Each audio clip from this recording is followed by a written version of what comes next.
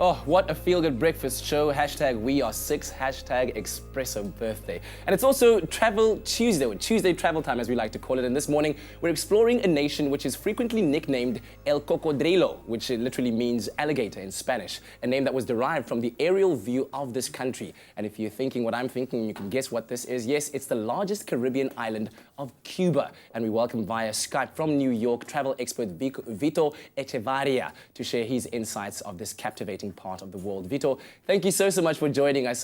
Firstly, let me ask you, what do you think makes Cuba such an attractive destination? Well, the first thing, it has that time capsule feel to it. You have to remember the charm. The first thing people look at is the 1950s American cars that are very much buzzing around the streets of Havana this day. So, I mean, the first thing people look at is that time capsule feel to it. Obviously, the country's vibrant culture and music is another huge draw. Obviously, you have your share of cigar aficionados also. So, I mean, Cuba is a so-called bucket list destination for those folks in particular. So I would say those are among the reasons why people are drawn to Cuba in the first place. Yeah. What would you say are some of your top travel tips when visiting Cuba? Well, I mean, it varies from, touring around Old Havana. You have various sites there, ranging from the fortress there, built during the Spanish colonial era to fight off the British and other pirates back in those days, to Ernest Hemingway's hangout, which is known as La Bodeguita de Medio. That's another popular draw for tourists. So you have that. Then, of course, you have the natural charm. You have two major beach destinations. You have Varadero, which is kind of like Cuba's answer to Cancun, and then you have Cayo, which is another huge, destination for beachgoers. Yeah, but I mean, when it comes to travel, there are always do's and don'ts. So when it comes to Cuba, what would you say are the do's and don'ts? Okay, a major don't for international travelers would be, if possible, do not drive in Cuba. Because what happens is, if one gets into a car accident, the local justice system prevents people from leaving the country until the issue is resolved.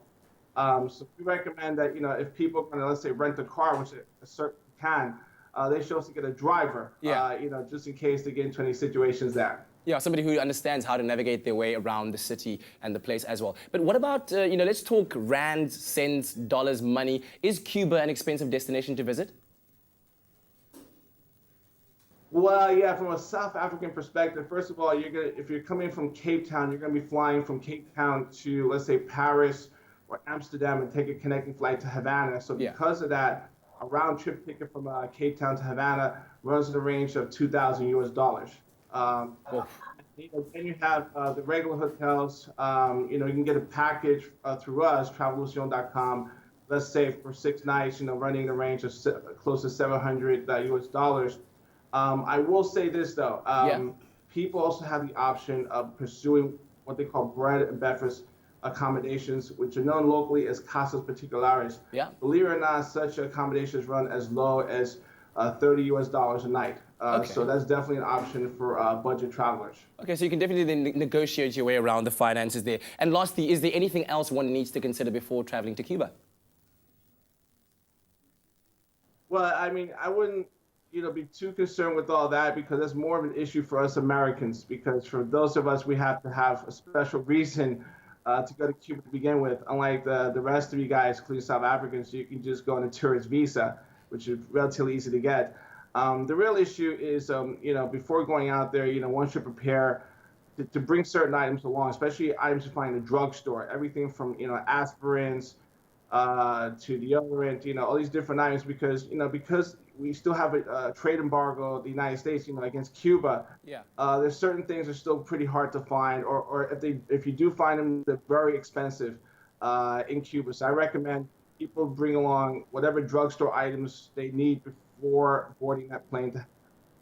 Well, thank you very much, man. It looks like a definite fantastic travel destination to have some great adventures at. I think I'll add it to my bucket list. And thank you so much to Vito for joining us and giving us those very useful travel tips. You can find more on their website, travelucion.com.